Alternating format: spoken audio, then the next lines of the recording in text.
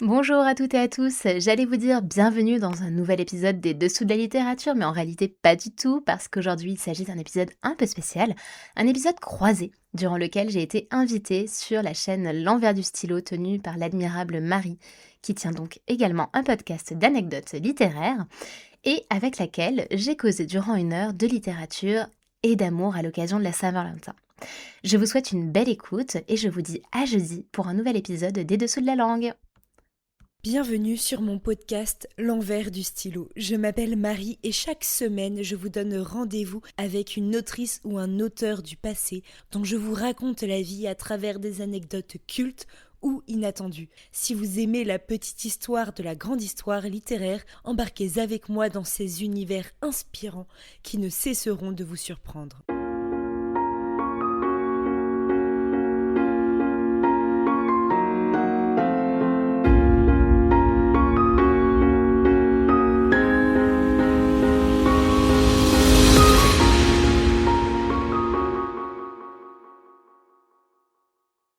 Salut Anna, bienvenue sur l'envers du Hello! stylo.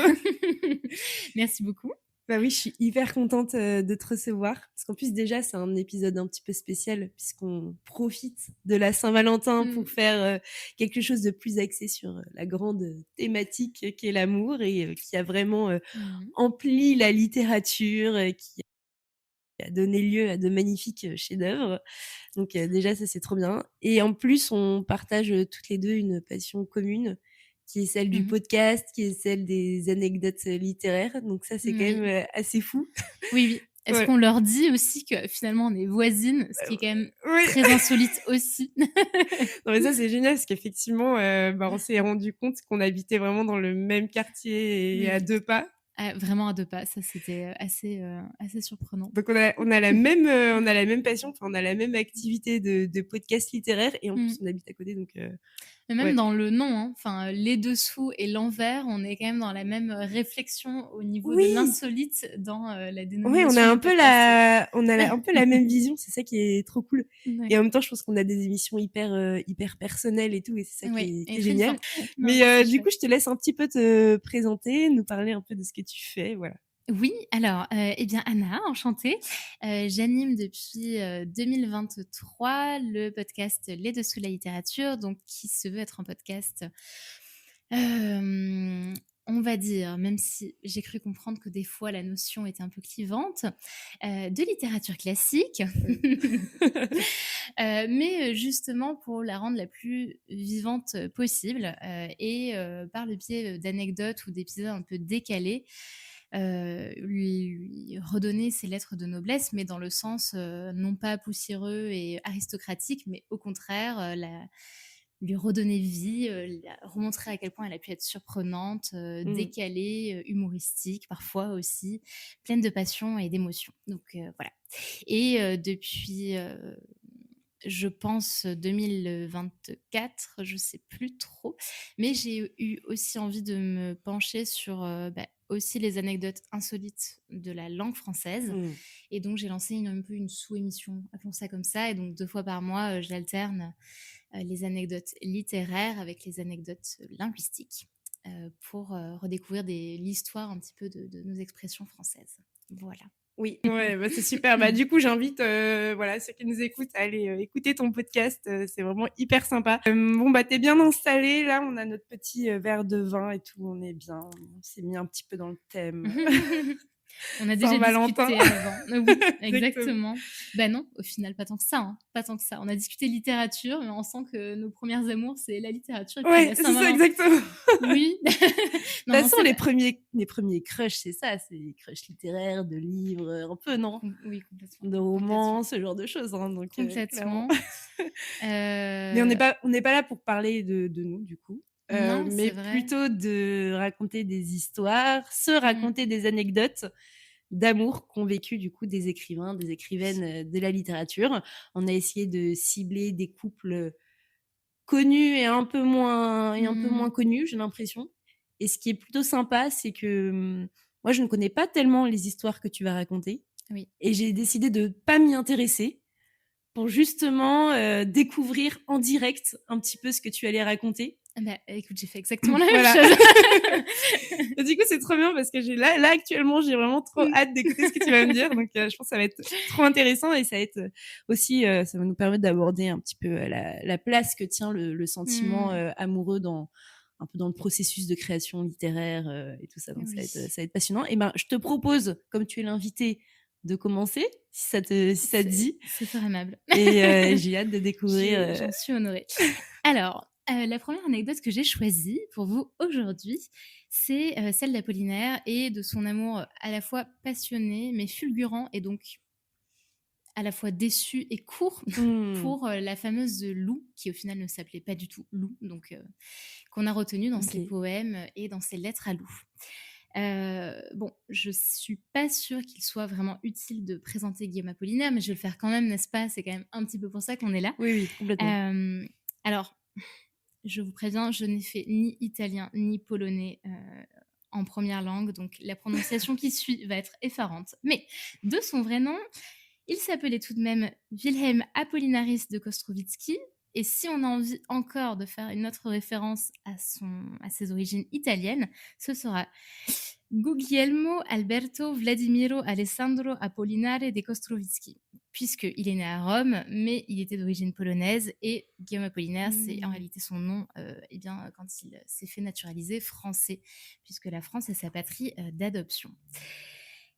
C'est l'un des poètes tout de même les plus connus du XXe. On le connaît beaucoup pour son poème Sous le pont Mirabeau, mais aussi pour ses calligrammes. Moi, je sais que c'est, je pense, l'un des premiers poètes qui m'a fait aimer et découvrir la poésie, notamment par le biais des calligrammes au collège. C'est trop intéressant. Dans les manuels, de voir en fait la forme, enfin, comment dire, oui, la forme poétique s'illustrer vraiment dans l'objet du poème. J'avais trouvé que c'était une très belle incarnation, et c'est ça qui m'avait fait apprécier la poésie qu'autrement je trouvais peut-être un petit peu parfois.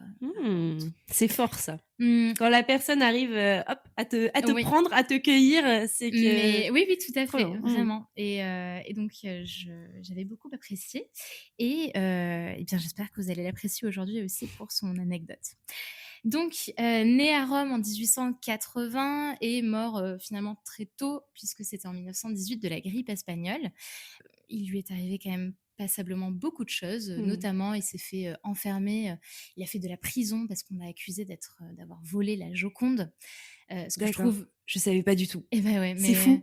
Moi j'ai découvert ça justement en faisant un des épisodes, et j'étais là genre, mais c'est incroyable. Donc comme c'est quand même fou. Il a passé quand même une semaine en prison. Enfin, c'est trop rigolo. Enfin, pas pour lui, mais mais nous, rétrospectivement, on se dit, ah, c'est fou, il a quand même été accusé de ça, notamment parce qu'il était ami avec Picasso, qui était lui-même fervent adepte des arts primitifs, et du coup, apparemment, il était un petit peu parfois en relation aussi avec certains réseaux de contrebande d'art africain. Ok. Voilà. Donc, par le biais de ces connaissances-là, ni une ni deux, forcément. Il connaissait un faussaire, etc. Enfin bon, bref. Donc voilà, donc il est arrivé ça sur le front, parce qu'il s'est engagé volontaire pour aller faire la Grande Guerre. Il a aussi reçu un éclat d'obus. Enfin bon, voilà.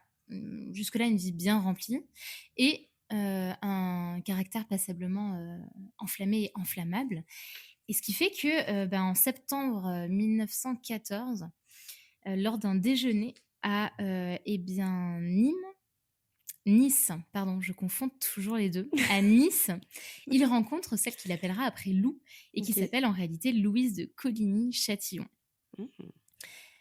Et là où je dis qu'il est quand même enflammable et qu'il lui en faut vraiment peu avant de succomber, c'est qu'il la voit pour le déjeuner, il s'en va, jusque-là tout va bien. Le lendemain, il lui déclare quand même sa flamme, non pas je vous ai trouvé fort belle, mais je vous aime et je veux vous revoir. Ce que je trouve, je pense qu'avec nos codes actuels, ça passerait pas. Ça ne passerait pas. Harceleur. Ah oui, vraiment harceleur, je sais pas trop, mais... Ouais, ça fait peur un peu. Un petit peu. Après, ça dépend si c'est bien écrit. C'était bien écrit. Voilà, c'est ça aussi. Mais on peut harceler et être vraiment très fort en prose et en vers. Mais voilà. Et ça passe un peu mieux quand même. Ça passe un peu mieux. Cela dit, alors elle succombe. Lou succombe. Mais Lou reste quand même fière et libre, puisqu'elle a déjà à l'époque un amant, enfin en tout cas un Mmh. qui est connu et un qui est officiel, puisqu'il semblerait qu'elle ait été relativement libre pour une femme de son temps. Mmh. C'est un homme avec qui elle est depuis plusieurs années, qui s'appelle Toutou, enfin qu'elle surnomme Toutou et qui s'appelle en réalité Gustave Toussaint. Et donc elle le dit à Apollinaire avec beaucoup de franchise, Mmh. il l'accepte, donc jusque-là il est quand même plutôt bon perdant, Mmh. ou bon Ouais. partageur, on sait pas trop. Mais il lui demande quand même une forme de relation, n'est-ce pas? Mmh. Donc ils entament une liaison et de là va naître la correspondance qu'ils vont entretenir pendant, c'est là où ça me fait rire parce qu'elle est quand même très nourrie, mais pendant seulement 7 mois au final. Parce Ah ouais, que c'est court. en 1915, ils vont rompre, mais bon, bah, lui, il est passionnément amoureux d'elle. Mmh. Et il y a aussi le contexte du front qu'il faut avoir, je pense, un petit peu à l'esprit parce que finalement, il fait ses classes donc à Nîmes en début d'année 1915 avant d'être mobilisé vraiment en avril. Et c'est d'ailleurs en avril où Lou lui dit: «Bon, mon cher ami, restons bons amis», justement. OK.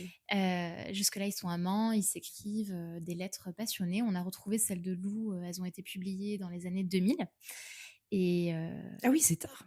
oui, oui, oui, OK. et il y en a seulement une quarantaine alors que bon, bah, Apollinaire, ses poèmes et cetera, il lui en écrivait plusieurs par jour, Ah. et pas mal de lettres, également. Donc il y a quand même déjà Mmh. de base une certaine dissymétrie dans la réciprocité. Mais bon, en tout cas, il nous a légué de magnifiques poèmes. Et bref, donc du coup, il part en 1915 sur le front. Et donc là, en fait, d'une part, il a quand même envie de continuer à écrire. Je pense que ça a vraiment aussi motivé le fait qu'il lui ait écrit autant. Ouais. Et puis, il s'ennuie, en fait, hein, bêtement. Il est souvent dans le train et puis ensuite dans Mmh. les tranchées. Euh, Tu besoin de te raccrocher à quelque chose, qui te Exactement. dépasse un petit peu et qui te Voilà, et qui garde te un fait peu penser un petit peu à d'espoir, autre chose. ouais. Exactement. Et donc ça, je pense que ça explique pour beaucoup vraiment cette alimentation de Mmh. l'amour. Et puis bon, après, évidemment, il s'aimait aussi. Et puis il espère aussi la reconquérir après qu'elle l'ait quitté lors de son départ sur le front. Et donc, mais justement, il lui a dédié des calligrammes que je trouve très beaux, dont un qui prend vraiment.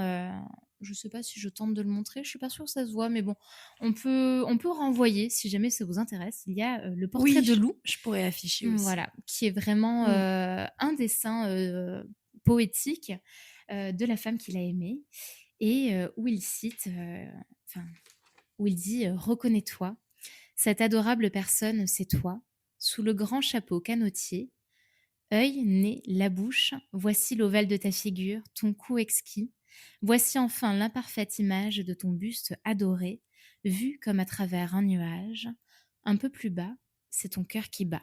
Et donc les deux derniers vers forment les deux épaules de sa belle Lou.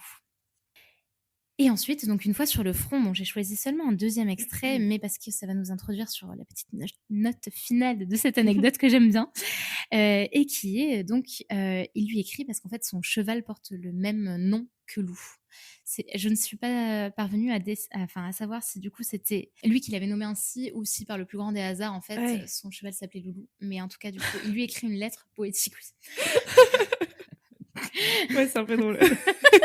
Alors, oui, je vais pouvoir revenir aussi parce que, bon, je n'ai rien mis des vers érotiques qui se sont échangés Oui, parce que voilà, on reste, si mmh. jamais ça vous tente d'aller lire cette correspondance, euh, c'était très explicite, hein, tout de même, D'accord, vraiment, ouais, vraiment. ouais. Mmh. Alors, elle n'a pas la forme poétique d'Apollinaire, donc du coup, c'est très cru, tout simplement, très D'accord. concret. Voilà. Lui, il le cite à travers des vers et puis parfois sous forme de métaphore, donc c'est un peu plus déguisé. Mais une Mmh. fois qu'on l'a en regard des lettres de Lou, on rougit un petit Je peu comprends mieux. tout de OK. même. Mmh. C'est olé olé. Donc sur le front, il lui écrit tendres yeux éclatés de l'amante infidèle, obus mystérieux. Si tu savais le nom du beau cheval de selle qui semble avoir tes yeux, car c'est Loulou, mon loup, que mon cheval se nomme, un alezan brûlé, couleur de tes cheveux.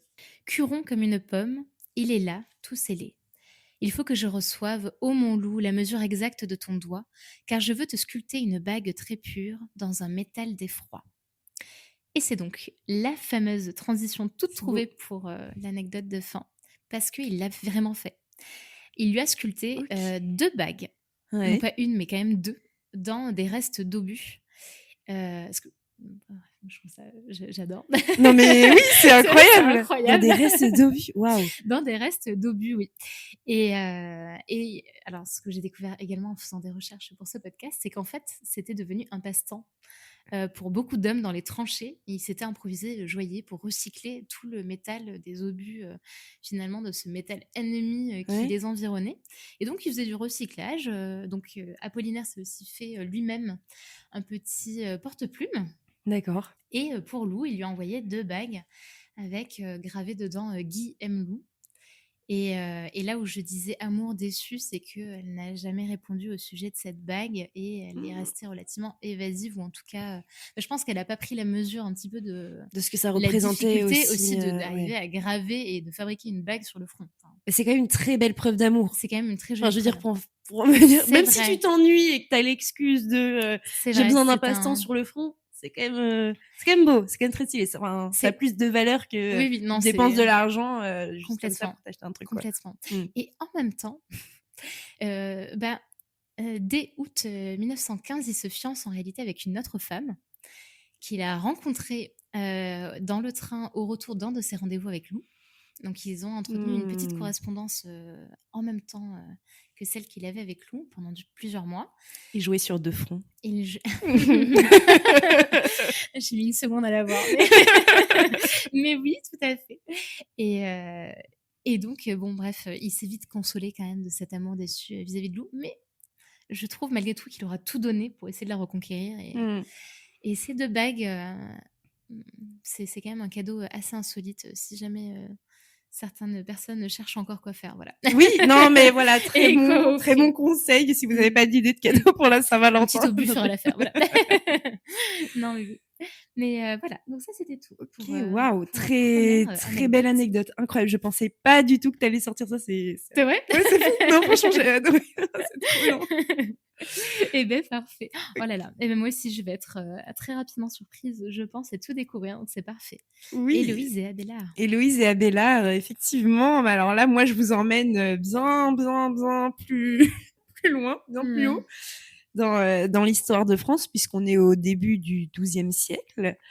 Et évidemment, Héloïse et Abélard, c'est un des premiers couples emblématiques de l'histoire Mmh. de la littérature, puisque c'est quand même rare d'avoir autant de matière, autant de lettres, une correspondance aussi fournie de personnes qui ont vécu il y a si longtemps. Donc évidemment, ils sont connus pour ça, mais je vais d'abord un petit peu te les présenter. Oui, Donc, avec plaisir parce que je mmh, les remets pas totalement, oui, donc oui. ça m'aidera, ça m'aidera. Donc on a d'abord Héloïse, Héloïse qui est une jeune fille de 17, 18 ans, qui est de bonne famille, d'une famille aristocrate, mais de naissance illégitime. Donc, OK. elle a l'éducation un petit peu de son rang, mais elle n'a pas d'argent. Et le seul Mmh. moyen de s'en sortir pour elle, c'est finalement le mariage. Mais quand même, sa mère va la confier à un précepteur, Fulbert, qui va avec elle essayer de l'accompagner donc dans cette éducation, et ils vont essayer de lui trouver un maître pour Mmh. parfaire son savoir et faire d'elle une jeune fille bien éduquée, lettrée, instruite. Et donc, ils vont aller à Paris, puisque c'est là qu'on trouve les meilleurs maîtres. Et il y a un maître, justement, qui est très en vogue à l'époque, qui s'appelle Abélard, qui a 34 ans, qui est Claire. Alors, Claire, c'était une situation un peu particulière à l'époque. Ça désignait ces messieurs qui se consacraient beaucoup à la recherche philosophique, théologique, qui faisaient de grandes études.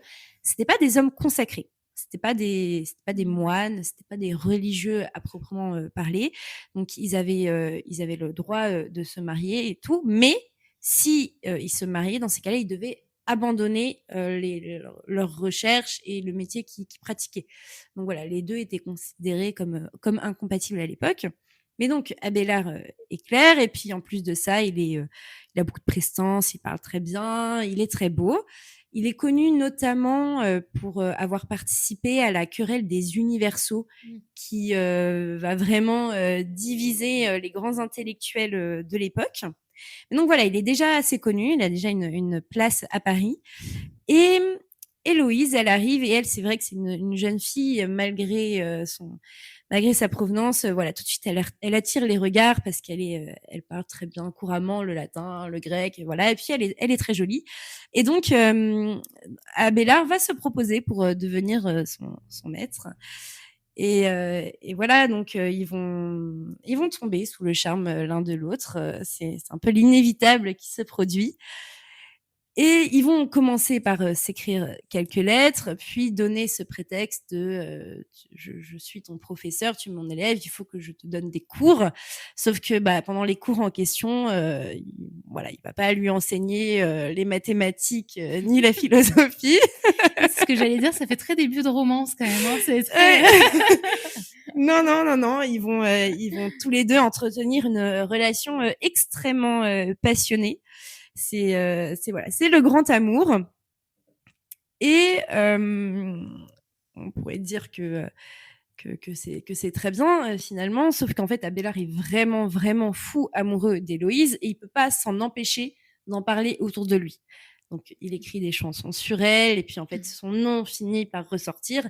Elle commence déjà aussi à être un petit peu repérée et donc ça commence un petit peu à se savoir autour d'eux et finalement aussi l'inévitable se produit puisque Héloïse tombe enceinte et donc là évidemment le scandale éclate et le tuteur d'Héloïse, Fulbert, est fou de rage puisque lui était un petit peu aussi amoureux d'Héloïse. Donc évidemment, même le triangle. Voilà, le triangle amoureux. Donc voilà, alors lui il est vraiment il est fou de rage et donc on décide à ce moment-là de les marier. Alors avant, tous les deux vont se réfugier en Bretagne. Elle donne naissance à son fils qu'elle appelle Astrobald.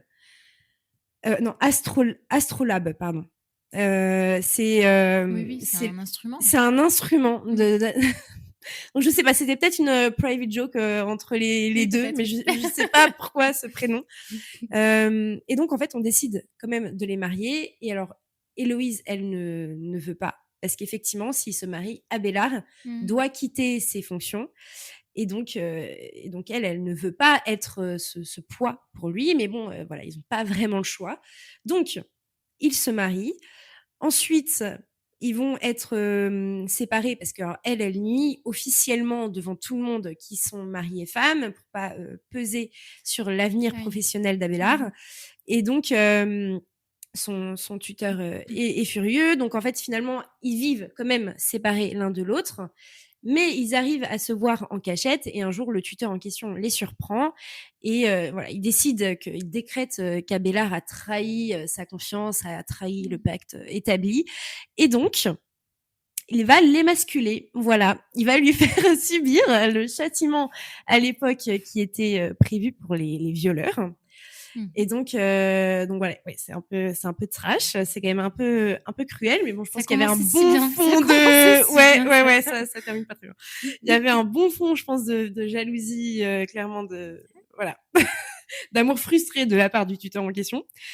Donc le pauvre Abélard et la pauvre Héloïse, ça devient très compliqué et donc tous les deux décident de mettre fin entre guillemets à cette relation évidemment physique de toute façon qui n'est plus possible et de rentrer dans les ordres puisque c'est la solution qui leur paraît la plus on va dire la plus saine pour éviter tout scandale et donc Abélard va rentrer vers Saint-Denis donc dans un couvent de moines et Héloïse dans un couvent de religieuses. Ils vont tous les deux devenir l'un abbé et l'autre abbesse.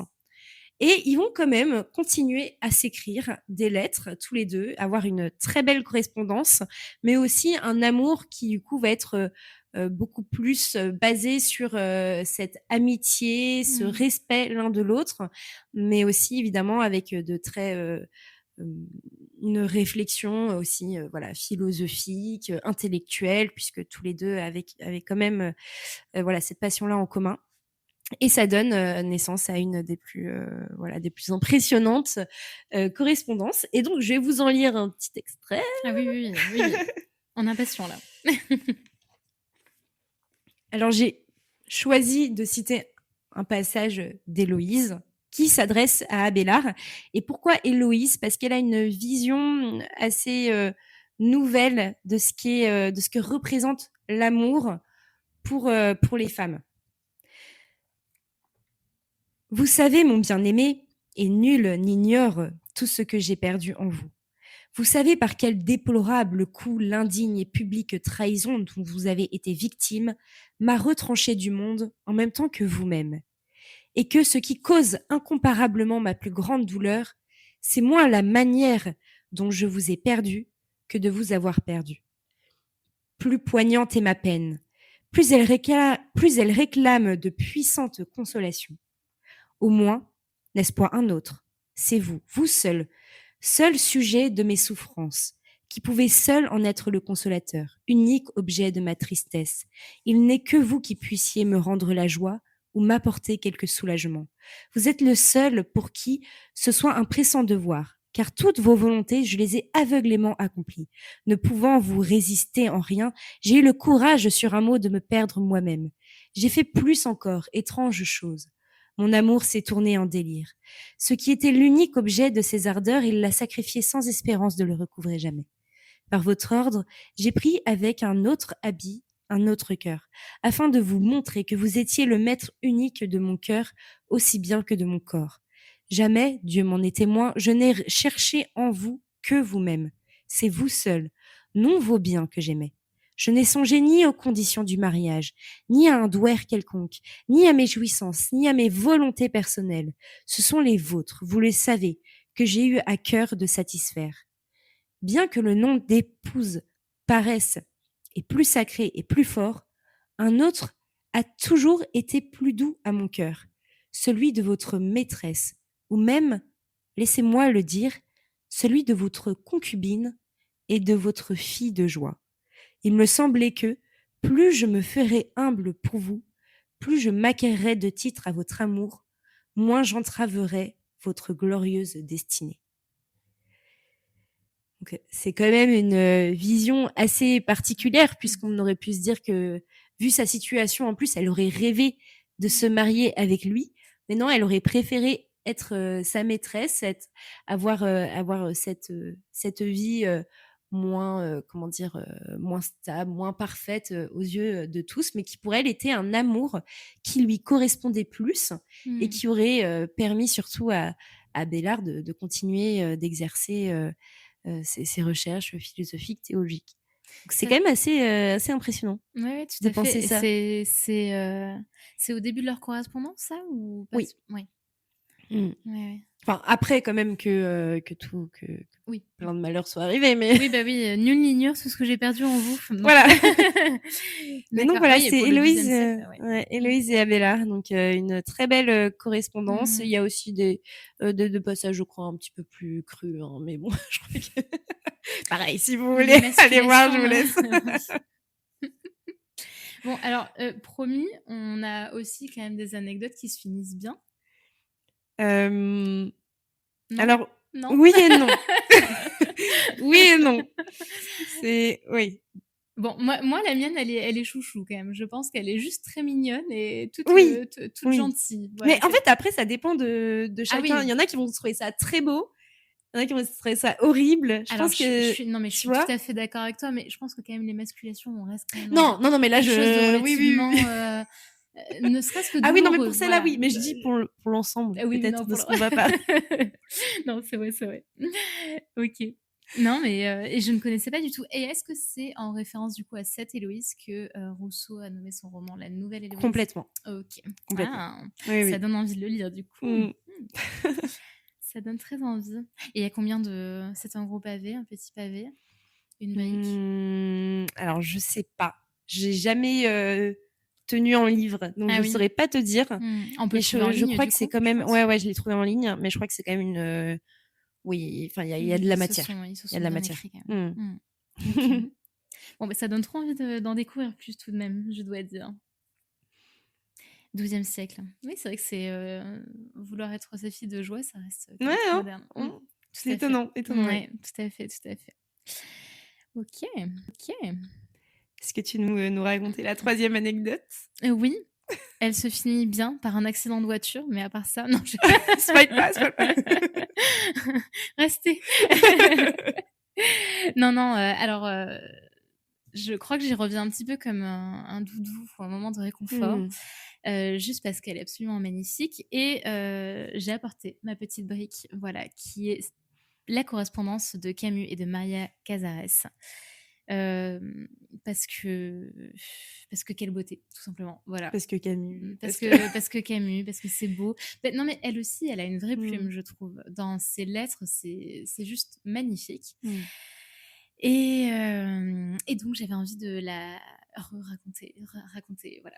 Je t'en De prie, pouvoir je m'y t'en prie. replonger parce que ça fait trop plaisir, parce que c'est beau, parce que voilà. Parce qu'il y a un amour. Alors oui, et puis aussi parce que je pense que la vision de l'amour qu'ils développent, ensemble et à travers leur correspondance, c'est celle que je trouve la plus belle. Mmh. Ils ont tous les 2 des carrières extrêmement, exigeantes et enfin Camus, c'est connu et Casares, j'y reviendrai, mais heu ils sont beaucoup pris. D'ailleurs, ils sont amants puisque lui est marié. Enfin, voilà, donc il y a quand même OK. Mmh. beaucoup de contraintes autour de leur relation. Mais à aucun moment, l'un ne reproche à l'autre d'être absent.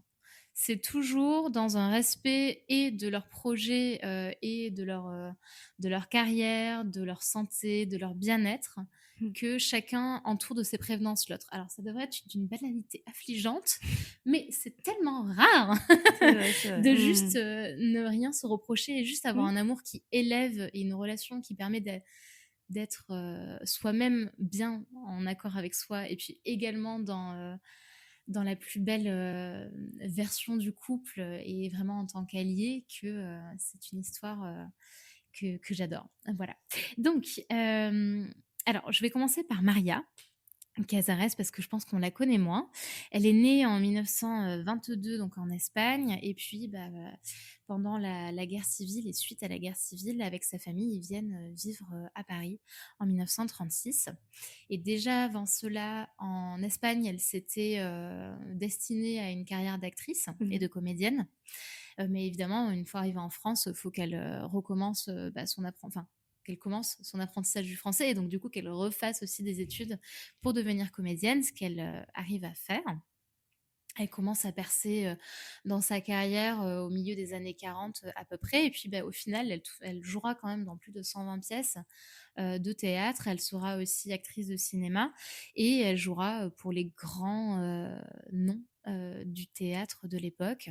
Anouilh Coltès Mmh. et quelques rôles au sein des pièces de Camus également. D'accord. Hem, du côté de Camus, bon, bah, là, il faut qu'on passe la Méditerranée, qu'on aille tout droit en Algérie. Il est Mmh. né, en 1913 dans un contexte, quand même de grande pauvreté et il accède finalement aux études, à la philosophie et à la littérature grâce à un de ses professeurs de lycée. Dès le départ, il a une santé très fragile puisqu'il est atteint enfin, il souffre de tuberculose et donc d'ailleurs, c'est quelque chose qui revient beaucoup dans leur correspondance. Mmh mh. Il va être souffrant toute sa vie concrètement et donc il doit souvent faire des voyages dans le sud de la France aussi pour pouvoir un petit peu aller en cure, se reposer et donc ça reste quand même une contrainte quotidienne pour lui. Est-il besoin de revenir sur son prix Nobel de littérature en 1957? Bon, voilà, sur, eh bien, ses différents chefs-d'œuvre, ses pièces, ses romans et son intrication avec la philosophie, pour le coup, vu que c'est pas le propos du jour, je vais éluder ça. Pour ce qui est du côté un peu plus amoureux et vie privée, donc il a un premier mariage désastreux avec, une dénommée Simone Hillet, dont il divorce en 1940. Mmh. Et ensuite, il, épouse la même année Christine Faure avec qui il restera, marié. Ils vont s'installer à Paris. On s'en doute, c'est donc à Paris que tout va se jouer, Évidemment. évidemment, puisque, eh bien, ils se rencontrent durant l'occupation de Paris en 1944 chez Michel Léris. Camus est alors séparé, eh bien, de sa femme, j'ai envie de dire, légitime. Mmh. Elle ne pourra le rejoindre qu'à la fin de la Seconde Guerre mondiale Oui, ils sont et séparés géographiquement, ils font pas une pause. oui, pardon, Ouais. exact. C'est vrai qu'il est utile de le préciser, c'était clair dans ma tête, mais non, en effet, ils sont séparés géographiquement. Ouais, OK. Mmh. Et d'ailleurs, Camus et Maria Cazares mettent fin à leur liaison, à leur première liaison, lorsque la femme d'Albert Camus peut rentrer à Paris et rejoindre son époux. Donc jusque-là, bon, elle a 21 ans, lui, il en a 30, ça pourrait plus ou moins en rester là, sauf que 4 ans plus tard, ils se recroisent par hasard à Paris. Ils sont jeunes, j'avais pas, Oui, oui, tu dit, non, c'est pas faux, 41? c'est pas. Attends. Elle en a 21 et Oui, lui c'est ça. 30. Ouais, ils sont jeunes. Oui, OK. oui. Oui, c'est vrai que c'est plutôt jeune. Après, enfin, Je franchement, sais ils pas se pourquoi sont je l'imaginais, peut-être pour la couve, non? peut-être. Et puis lui, je pense qu'il fait enfin, de Mmh. base, il est quand même plus âgé, mais il a un aspect un peu plus, vieilli au niveau de la peau. Ouais, c'est Il vrai. fume quand même pas mal, donc je pense que Mmh. ça aide. Mmh. Mais oui, il a quand même un côté, plus, enfin, on le connaît, plus, dans la Mmh. maturité, je dirais. Mmh. Hem, Bref, du coup, ils se recroisent et à partir de là, leur amour renaît et ils ne se quittent Ouais. plus. Enfin, ils ne se quittent plus, sauf évidemment, comme je l'ai dit, en raison des contraintes, d'emploi du temps, qui sont conséquentes, hein, quand même d'un côté comme de l'autre, ce qui fait que, en fait, grâce à ça, mine de rien, les pauvres, nous, ça nous permet, d'avoir une épaisse correspondance de quand même, plus de, mmh près de 900 lettres, 865. C'est énorme. C'est quand même C'est pas mal. vraiment énorme. Oui. Et qui sont tout à la fois un mélange un petit peu vraiment de leur partage, de leur quotidien, mais aussi je trouve qu'elles révèlent quelque chose du processus artistique et créatif que moi je trouve vraiment très intéressant. Albert Camus va beaucoup partager ses doutes, ses Mmh. frustrations dans son processus d'écriture. Elle, la fatigue au niveau des répétitions de théâtre et cetera et évidemment, leur amour, qui est magnifié par leurs mots. Ils écrivent l'absence, ils écrivent le désir. Enfin, c'est juste sublime à lire. Et par exemple, il y a l'un des passages les plus fameux, mais c'est toujours un plaisir de l'écouter, donc je vais vous le redire, où Albert eh bien, écrit à Maria: Tu es entrée par hasard dans une vie dont je n'étais pas fière. Et de ce jour-là, quelque chose a commencé de changer. J'ai mieux respiré, j'ai détesté moins de choses, j'ai admiré librement ce qui méritait de l'être. Avant toi, hors de toi, je n'adhérais à rien. Cette force, dont tu te moquais quelquefois, n'a jamais été qu'une force solitaire, une force de refus. Avec toi, j'ai accepté plus de choses, j'ai appris à vivre. C'est pour cela sans doute qu'il s'est toujours mêlé à mon amour une gratitude immense. Et vraiment, ça transparaît dans leur correspondance. Chacun y parle, du coup, c'est ce que je disais, de ses projets, mais questionne aussi l'autre avec beaucoup de respect et d'admiration mutuelle, en fait. Et vraiment, enfin, aujourd'hui, on a quand même plus retenu Albert Camus que Maria Cazares, mais dans leur correspondance, les deux sont sur un pied d'égalité. Le Ouais. travail de l'une et de l'autre se valent. Et, et c'est un amour qui n'étouffe pas, mais juste qui élève et qui transcende tout. Et c'est ça qui est absolument sublime. J'en ai encore deux petits extraits, mais Je ils t'en sont prie. assez courts. Je t'en prie, ça moi je l'ai pas lu donc en vrai je suis hyper intéressée, vas-y, vas-y. Mmh. Alors là, du coup, c'est une lettre toujours d'Albert à Maria, et ensuite, je vous adresserai une partie de sa réponse. Non, mon cher amour, je ne rirai pas de tes réflexions ni de cette vie que tu choisis. Je n'en ris pas, puisque tu définis ainsi ton bonheur. Et ton bonheur, pour moi, est la chose la plus grave du monde. Je n'en rirai pas non plus, parce que je sens la vérité de ce que tu dis. Cette vie dont tu parles te ressemble, avec sa difficile générosité et son état de grâce. Je m'émerveille parfois de te voir avancer. Dans ce monde tumultueux et insensé, qui ne t'a pourtant rien épargné, tu deviens peu à peu un des rares êtres accomplis, témoins d'un bonheur supérieur, auteurs de leur propre équilibre que je connaisse. Et je vis près de toi par une chance incroyable, moi qui sais la vérité de cet équilibre et qui ne cesse pourtant de vivre dans l'effort et dans le tourment. Donc ça, c'est Albert qui Mmh. l'écrit à Maria. Et d'ailleurs, la conclusion de cet extrait, je la trouve aussi très révélatrice. Enfin, il est absolument pas présomptueux ni pédant, elle est plus jeune que lui, il pourrait très bien, il est extrêmement reconnu et c'est quand même une vie de comédienne et donc du coup forcément un poil plus dans la précarité quotidienne que lui. C'est vrai. Mais à aucun moment ça ne transparaît et donc elle lui répond, pardon, c'est page 844, il va falloir que j'arrive à la retrouver, voilà. Bon après il lui dit également que les emmerdements sont inchangés. Donc on repasse dans quelque chose d'un peu plus prosaïque, mais elle lui dit: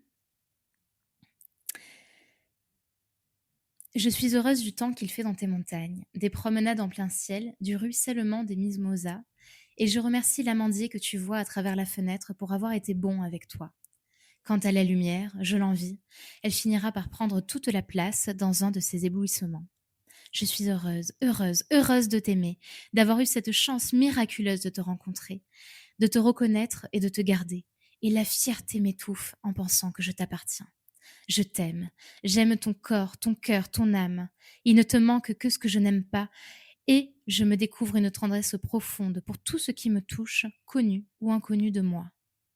J'aime Cabri, l'hôtel, ta chambre, ton grand lit, ta fenêtre et ses fleurs blanches, la patronne et le patron, les hôtes, les routes infinies, le ciel sans limite, la mer au loin, l'air coupant et doux, le mimosa, les palmiers, les lentisques et les oliviers, et même lui et elle, et l'UNESCO et le monde entier, si monde entier a le moindre point de contact avec toi. Voilà. C'est magnifique. Oui, c'est magnifique. Elle a parlé de mimosa et il y a du mimosa.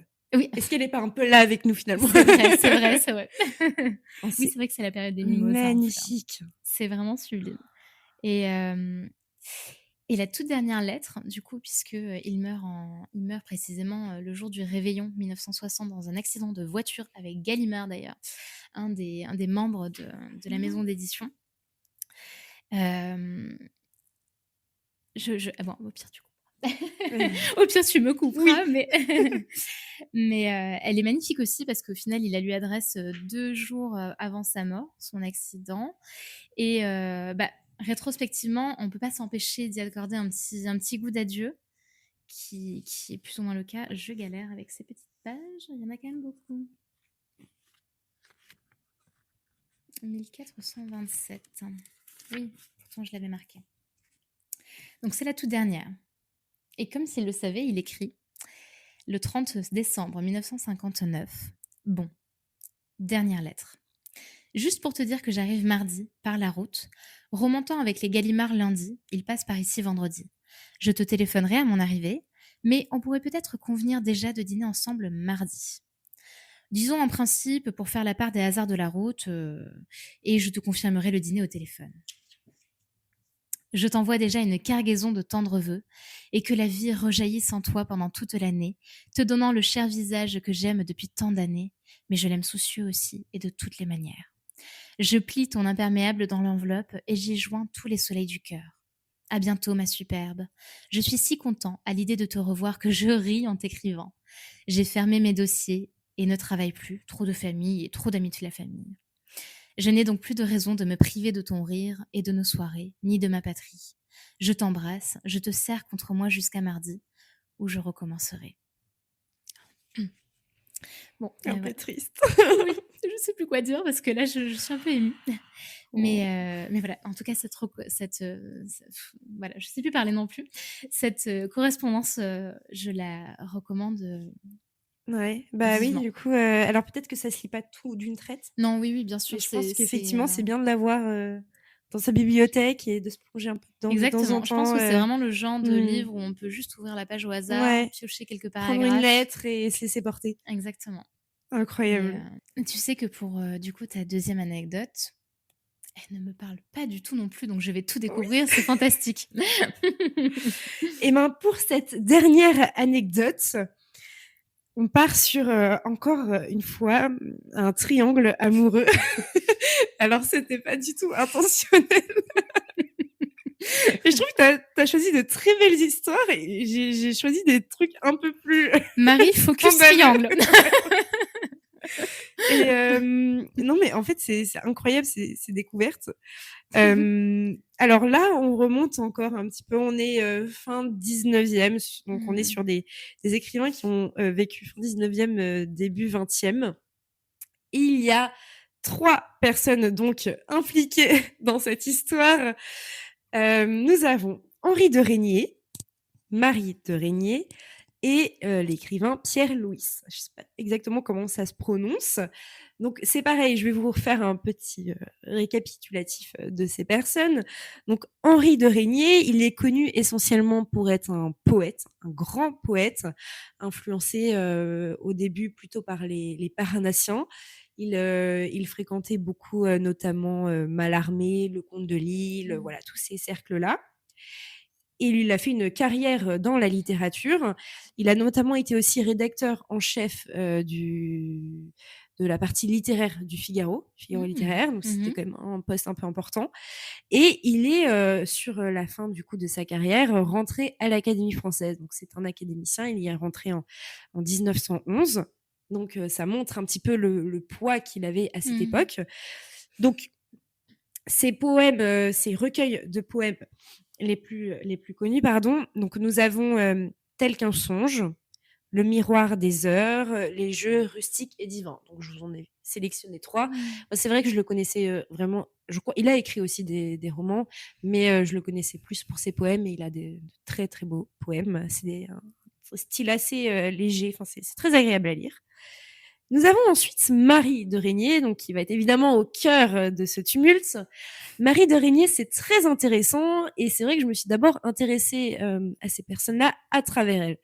Marie de Régnier, elle est tout simplement la fille de José María Heredia, pardon, qui est aussi un poète, Mmh. qui a écrit Les Trophées, un poète lui pour le coup vraiment parnassien et que j'aime beaucoup parce qu'il a des poèmes magnifiques sur la Bretagne. Et donc il a 3 filles, dont Marie qui est la deuxième, et 3 filles qu'il va éduquer à travers évidemment sa passion pour les arts, pour la Mmh. littérature. Et la Bretagne. Voilà, par exemple. Mais bon, ils habitent à Paris. De toute façon, tout ce petit monde se Mmh. fréquente, hein, c'est les cercles littéraires de l'époque, ils se connaissent tous. Et Marie de Régnier, c'est vraiment, elle est magnifique. C'est une grande brune élancée. En plus, elle est extrêmement intelligente, extrêmement instruite. Elle aime la littérature. Enfin bref, voilà, elle fait tourner toutes les têtes.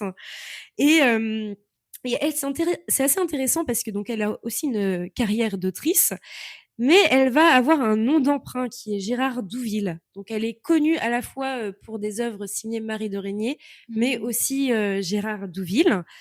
Et elle recevra en 1909 le premier prix de littérature française décerné par l'Académie française. Donc voilà, elle sera aussi Mmh. reconnue pour ses œuvres. Parmi ses romans les plus connus, alors ça peut donner le ton, on a L'Inconstante, voilà. Heu, on a Le temps d'aimer, on a Le séducteur, La jeune fille, donc voilà, elle c'est plutôt des romans, des nouvelles et aussi quelques poèmes. Mmh. Et enfin, le troisième protagoniste de l'histoire, c'est Pierre Louis. Alors, lui aussi, c'est un écrivain. Je vais pas trop rentrer dans sa biographie. Il aura écrit des romans, notamment Aphrodite, La femme et le pantin aussi, ce sont vraiment les 2 plus connus. Mais lui, ça va être, on va être sur une littérature qui est dans son ensemble assez érotique. Voilà, c'est un petit peu ce qui Oui, oui, va, l'Aphrodite, je le voyais venir, ouais, c'est ça. Je pense que les 3 envoient un petit peu leur caractère à travers les à travers les titres, les oui, titres. c'est génial. C'est assez marrant.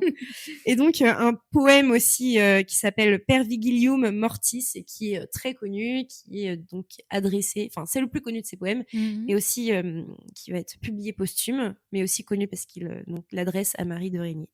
OK. Donc qu'est-ce qui se passe? Alors l'histoire est assez marrante. Marie, elle est jeune, elle a la vingtaine, et Pierre et Henri sont très amis.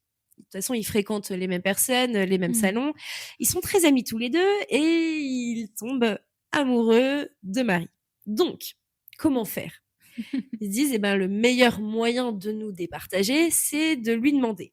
Donc, ils vont faire un pacte qui est qu'un jour, ils se présenteront tous les 2 chez Marie et ils lui demanderont de choisir. OK. Sauf que, c'est là où ça devient un petit peu croustillant. Elle refuse de choisir. Même pas. Ah. Henri va faire un sale coup à son pote. C'est-à-dire qu'il profite d'un moment où Pierre est en voyage pour se présenter chez les Heredia et faire sa demande à Marie et à son père. Mmh. Et là où le coup est assez bien préparé, c'est qu'en fait, les Heredia sont à l'époque complètement fauchés. Ils ont besoin d'argent. Henri, pardon, a l'avantage qu'il a déjà 30 ans, alors que, alors que Pierre, lui, a la vingtaine. Et donc, il a déjà une situation et il promet à la famille Heredia de payer toutes leurs dettes s'ils acceptent de lui donner la main de Marie. Marie, elle, est pas du tout d'accord puisque elle, en réalité, était amoureuse de Pierre. Mmh. Donc, sauf qu'elle n'a pas vraiment le choix puisque voilà, son père lui dit non, non, tu vas épouser Henri. Donc, elle épouse Henri et, et en fait, comme elle est complètement contre cette idée-là, elle va lui imposer une sorte de mariage blanc, en gros, donc un Mmh. mariage pas consommé, enfin voilà, pas de relation charnelle ni quoi que ce soit, et ça va durer, enfin voilà, longtemps. Et donc on pourrait se dire que Henri a tout gagné, mais en fait pas du tout. Hein. Ça sera un peu le grand perdant dans cette histoire. Pierre revient, évidemment, il est pas content et ça va effectivement briser quand même un petit peu leur amitié, en tout cas au départ. Et Marie essaye de reconquérir Pierre. Il résiste un peu. Ça met un petit peu de temps à se mettre en place, hein, mais tous les deux en soi étaient amoureux l'un de l'autre, donc ça peut se faire Mmh mh. rapidement. Mais voilà, Marie a un amant entre temps. Bon, c'est un petit peu flou cette période, mais ils vont finir quand même par donc, se mettre ensemble. Enfin, voilà, avoir cette relation et qui va être aussi une relation extrêmement passionnée et qui va beaucoup, beaucoup inspirer Pierre Louis pour ses œuvres. Donc voilà, et ils vont avoir un enfant tous les deux que Marie va appeler Pierre. Donc au cas où vous auriez un doute sur la paternité de l'enfant, eh ben le doute est enlevé. Franchement, c'est déjà un meilleur choix que le prénom Ouais. de l'enfant de Louise, hein. Astrolabe, ouais, ouais. L'astrolabe, Voilà, ouais, bon, c'est bref. original, mais voilà. En tout cas, non, mais même l'enfant, par contre, ils vont le surnommer le tigre, parce qu'apparemment, c'est un gosse insupportable. Ah oui. Je sais pas si c'est mieux si tu mets ton gosse le tigre, mais bon, bref, voilà. Et, et en fait, ce qui est fou, c'est que Henri accepte d'adopter l'enfant, de faire. En fait, en réalité, il était trop Est-ce qu'il avait bichot vraiment ce le choix? coco. Je sais pas. Oui, mais bon, il était sympa quand même, C'est enfin, sympa. En fait, on a un peu pitié de lui, mais il faut bah quand même oui. se rappeler qu'il a pas été très cool avec son pote au départ. Oui, mais peut-être que c'était par pure, grandeur d'âme et vouloir, payer les dettes, Mmh. de sa petite Ouais, enfin, ils Marie. avaient prévu d'y aller ensemble, mais bon. Oui, oui, c'est vrai, c'est Bref. vrai. Mmh. Et donc, bon, l'histoire ne s'arrête pas là, puisque finalement, ce qui est assez amusant, c'est que Pierre-Louis va finir par se marier avec la sœur de Marie, Louise. Donc, en fait, son amant va devenir son beau-frère. Voilà, ils vont, Mmh. enfin, en gros, rentre dans la famille. Donc, je sais pas ce qu'en pense la sœur. Enfin, bref, Peut-être qu'elle, elle était amante avec Henri, non? Non? Il y a pas un truc comme ça? Je sais pas, j'avoue, mais en tout cas, bon, ce qui est sûr, c'est que Henri et Marie auront une relation vraiment purement platonique, mais je pense Mmh. beaucoup d'amitié quand même, parce que ils avaient quand même un respect l'un de l'autre. Et en fait, ce qui peut sembler étonnant, on aurait pu se dire que ça va du coup créer énormément de tensions, le fait que Pierre rentre dans la famille. Et en fait, non. En fait, ça va super bien se passer. Le trio, là, les trois, enfin bref, je pense qu'ils sont ravis d'être ensemble. Voilà, ils s'apprécient l'un l'autre et les uns les autres. Enfin bref, ça va assez bien se terminer. Et donc finalement, les choses vont un petit peu s'apaiser.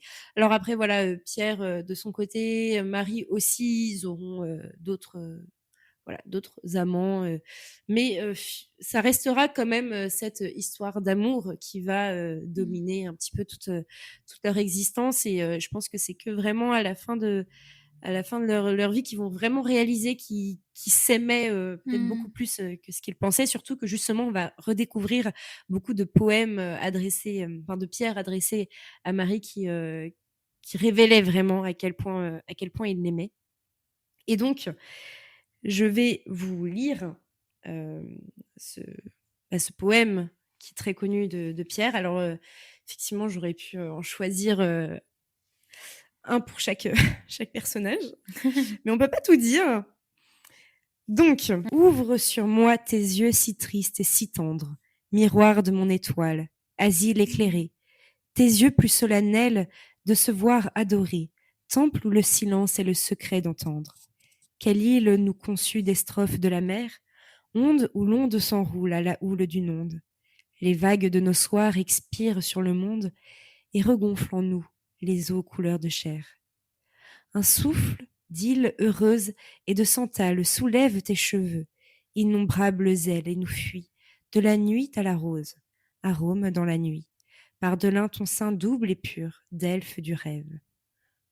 Parle, ta voix s'incline avec ta bouche, un dieu lui murmure les mots de la mélancolie, hâtive d'être aimée, autant qu'elle est jolie, et qui dans les ferveurs sent frémir les adieux. Ça continue ainsi. En vrai, j'aurais pu tout lire, mais voilà, ça vous donne peut-être une sorte de mise en bouche de ce que ça peut être. Donc, je vous invite à aller lire ce poème, du coup, Perviglium Mortis, de Pierre Louis. Ah, on a fait le tour de nos petites anecdotes. En vrai, j'ai appris plein de choses. C'était hyper intéressant. À peu près tout. Et je pense que dans les deux cas, du coup, on a très, très envie de lire les passages, les poèmes, les correspondances. C'est du coup qu'on a atteint notre but. Oui, vraiment. Et j'espère que toutes les personnes qui nous écoutent ont envie aussi de redécouvrir un peu ces magnifiques poèmes. Et c'est vrai, c'est quand même assez impressionnant de voir à quel point tout ce que les écrivains, les écrivaines ont pu vivre, en tout cas, ce qui est du sentiment amoureux, ça a vraiment donné des œuvres magnifiques. Enfin, je me dis rien que, par exemple, typiquement Rimbaud et Verlaine, c'est justement la relation avec Verlaine qui a inspiré à Rimbaud une saison en enfer, pardon, j'allais dire des bêtises, mais une saison en enfer. Et enfin, je me dis rien que ça, c'est quand même un chef-d'œuvre, c'est absolument magnifique. Donc il y a ça, et puis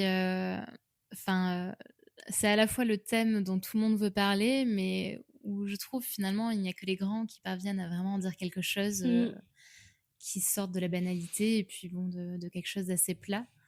Et ouais. Je sais pas si tu avais vu Le Tigre et la Neige. Non. C'est avec Roberto Benigni, que j'aime d'amour très fort. Et dans ce film, il interprète un professeur de poésie. D'accord. Et donc, il donne évidemment comme consigne à ses élèves, composez-moi un poème. Et évidemment, tout le monde veut commencer à parler d'amour. Et là, il leur dit non, c'est le sujet le plus difficile à traiter en poésie. Ouais. Tout le monde essaye et tout le monde se casse les dents. Vous êtes un ado de 14 ans qui va dire ah, je pleure, gna gna gna. Non, stop. Vous n'écrivez pas sur l'amour. Quand vous aurez fait, on va dire, les dents sur absolument tous les autres thèmes, la pluie, le beau temps, le radiateur, la couleur de la tapisserie, vous pourrez parler d'amour, mais pas avant ça. Donc d'abord, il faut être un poète aguerri et c'est vrai. Un grand écrivain ou écrivaine, bien sûr, aussi. C'est hyper intéressant comme point de vue, mais je pense que c'est très vrai. Bon, écoute, Anna, merci beaucoup d'être venue sur l'envers du stylo.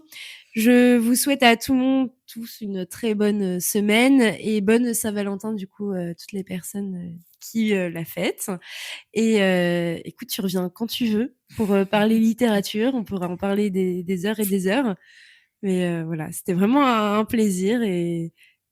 Plaisir partagé. Alors, je précise quand même qu'on termine cet enregistrement assez tard. Oui, c'est vrai. Mais malgré tout, malgré la fatigue, c'était trop bien. J'ai appris plein de choses et je te remercie beaucoup pour ton accueil. On a savouré le moment. Chouette. Oui, exactement. Donc voilà, à très vite. À très bientôt.